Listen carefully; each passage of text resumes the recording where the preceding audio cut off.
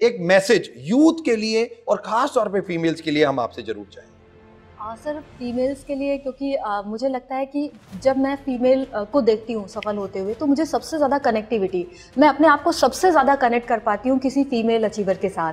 तो मुझे ये पता है कि एक फीमेल एक दूसरी फीमेल से ज़्यादा इंस्पायर होती है। तो मैं महिलाओं के लिए यही कहना चाहूँगी कि इंडिया में नारी को लक्ष्मी से बोला जाता है कि नारी लक्ष्मी का रूप है, लेकिन ये वो लक्ष्मी है जिसके पास खुद लक्ष्मी नहीं है, या तो हस्बैंड से, या तो बेटे से, या तो किसी और से। तो मैं ये जरूर चाहती हूँ कि हर महिला आत्मनिर्भर बने। आर्थिक रूप से आत्मनिर्भर बनना हमारे लिए बहुत जरूरी है। और जब हम ऐसा सोचते भी हैं तो बहुत सारे हर्डल्स हैं। पहला हर्डल है कि अगर मैं अपने ही घर में बात करूं तो बेटी के जन्म से लेके पैसे कलेक्ट किए जाते हैं कि उनकी शादी में ये खर्च करेंगे, बेटी को बिजनेस कराएंगे, इसके लिए बेटे के लिए तो है पैसे, 5 लाख ले जा, 10 लाख ले जा, बिजनेस कर, भले वो फ्लॉप हो, लेकिन बेटी को कभी 10 लाख रुपए देंगे कि बेटी जाके बिजनेस कर, तो ऐसा माइंडसेट, शादी के लिए तैयार है बस।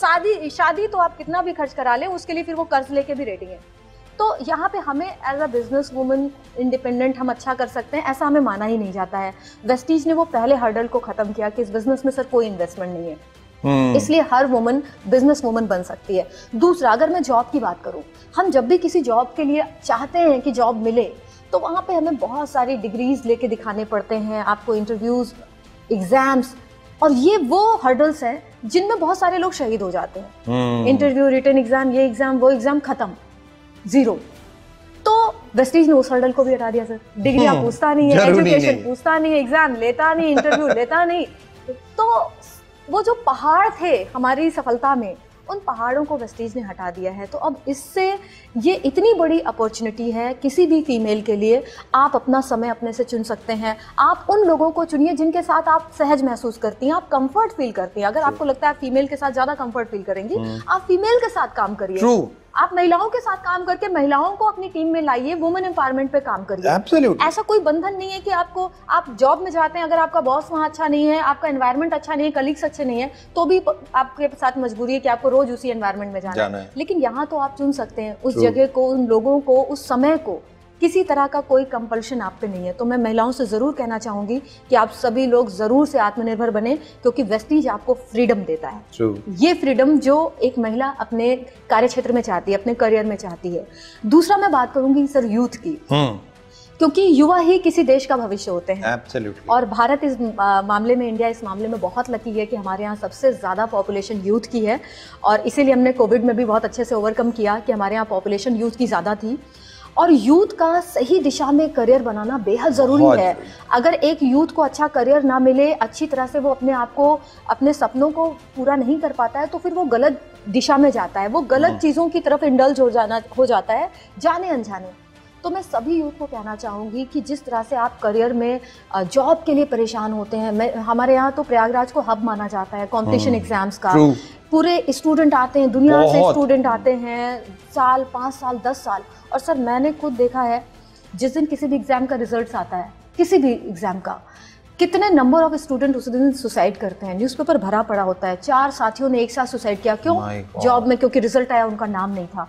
तो ये नौकरी ही जिंदगी है, ये किसने बता दिया, ये किसने हमारे नसों में डाल दिया कि नौकरी ही जिंदगी है, नौकरी ही जिंदगी है। मैं उस थॉट प्रोसेस को निकालना चाहती हूँ, क्योंकि नौकरी ही जिंदगी नहीं है। आपके पास जिंदगी होनी चाहिए, और करियर बनाने के लिए जिस तरह से आपने 1000% देते हैं सर।